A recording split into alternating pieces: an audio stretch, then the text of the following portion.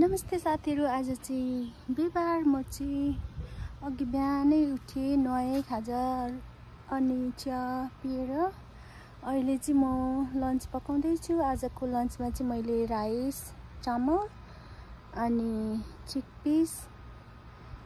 चिकपिसलाई नेपालीमा के भन्छ त्यो चाहिँ थाहा छैन। अनि मैले चाहिँ यो सब्जी सागहरू मिसाएर टिपेको छु बारीबाट। मेरो चाहिँ कपाल चाहिँ चिसै छ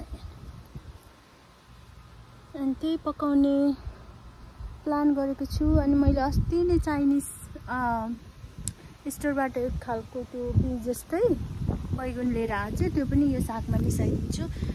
यहाँनिर मैले चाहिँ सागै टिपेको छु। अनि यो मैले भिडियो बनाउनुको कारण चाहिँ हजुरहरूले देख्नुहुन्छ, यहाँ हेर्नु त मेरो यो करेला नेपालीमा के भन्नुहुन्छ। म चाहिँ सानोमा हुँदा यसलाई टुक्रेकी करेला भनेर हुर्केको होइन, अझै पनि त्यही भन्छु। अर्को नाम छ के छैन त्यो चाहिँ थाहा भएन।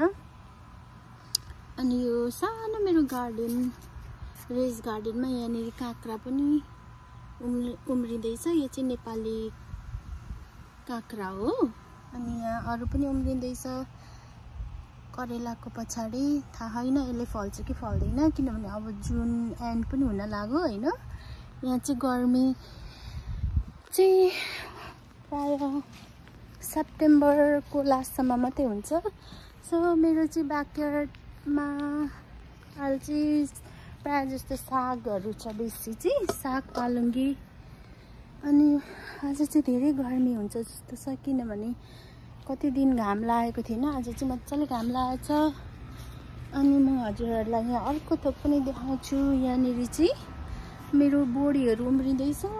मैले थुप्रै खालको बोडीहरू यहाँ उमारेको छु। अनि यहाँ देख्न सक्नुहुन्छ, यो चाहिँ मैले पोट लगाएको छु। अनि अर्को थोक चाहिँ यहाँ मेरोमा सिस्नो, यो चाहिँ लगभग 2 वर्ष हुन लाग्यो उमारेको। यसपालि चाहिँ धेरै फैलेको छ। सो त्यही हो प्लान। अब चाहिँ म भित्र जान्छु अनि यो सागलाई मजाले केलाएर पखालेर अनि त्यो बीसँग चाहिँ मिसाएर पकाउँछु।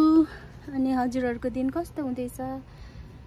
जहाँ भए पनि स्वस्थ अनि व्यस्त रहोस् अनि शुभ रहोस्।